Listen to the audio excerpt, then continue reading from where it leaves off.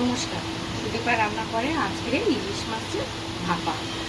দেখুন আমি কড়াই বসিয়েছি, কড়াইটা গরম বসিয়েছি। তেলটা আমি একটু দিচ্ছি যাতে এটা আমি একটুখানি ফোড়ন দেবো। আর কাঁচা তেল আমি ইলিশ মাছের দেবো, এটা আমি একটু কালো জিরে কাঁচা লঙ্কা দেবো বলে তাই ইলিশ মাছে আমি কাঁচা তেলটা দিলাম পরিমাণ মতন।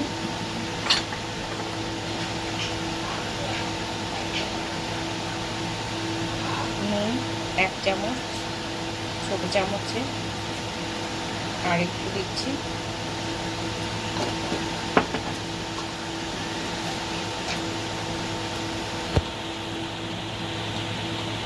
হলুদ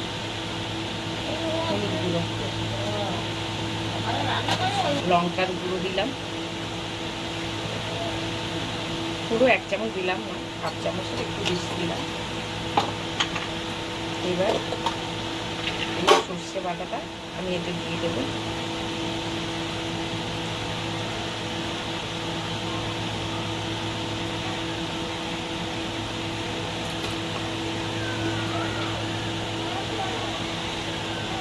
কারণ এটা এর মধ্যে তো আর জল দেওয়া হবে না, তাই জন্য একেবারে এটা জলটা দিয়ে দিলাম। এবার তেলটা আমার গরম হয়ে এসছে, এবার এর মধ্যে দেব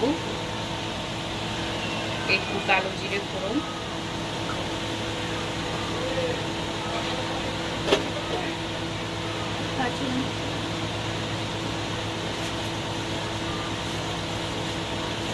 কাঁচা লঙ্কা মেখে ফোড়নে দিলাম। আর এই যে 4টে কাঁচা লঙ্কা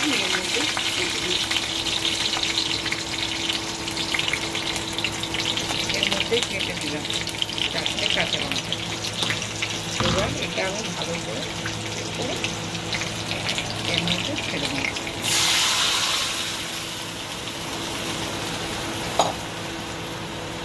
এটা কাঁচাই আর কি ভাপা হবে।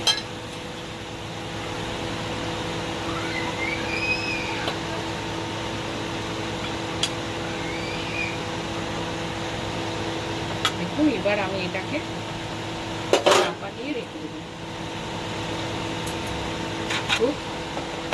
চাপা দিয়ে দেবো কমসে কম 10 মিনিট থাকলে তারপরে এটাকে আমি নামিয়ে দেবো। ইলিশ মাছের ভাপাটা এবার খুলে দিচ্ছি, আপনারা দেখি খুলে একটু নেড়ে দিই।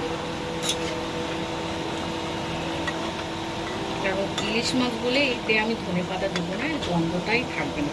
আর একটু তারপরে নামিয়ে নেবো আর কিছুক্ষণ পরে ঢাকা দিয়ে। এবার এটা আমি নামিয়ে নেবো, এটা আমার হয়ে গেছে।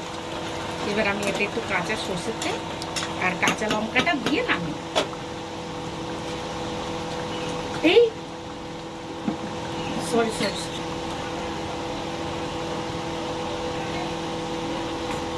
কাঁচা সর্ষের তেল দিলে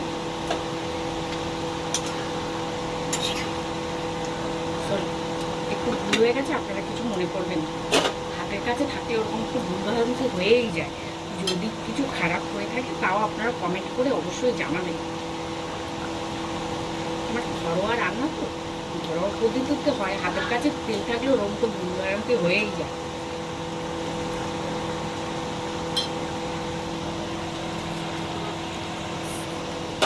এবার এটা